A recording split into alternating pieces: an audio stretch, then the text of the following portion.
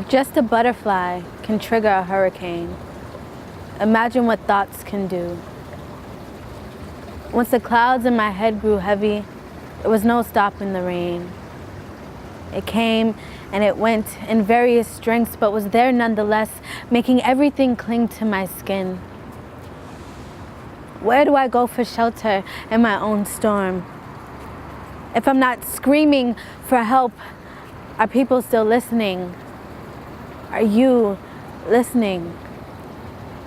You promised me protection, and I never bothered to ask what against. I watched fear make your edifice crumble, but what you don't know is that I saw it coming. Don't worry, I've welcomed disaster before. There is no storm stronger than any I create that I cannot survive. You gave me what you wanted to, and possibly what you could. But what else am I to expect from human nature?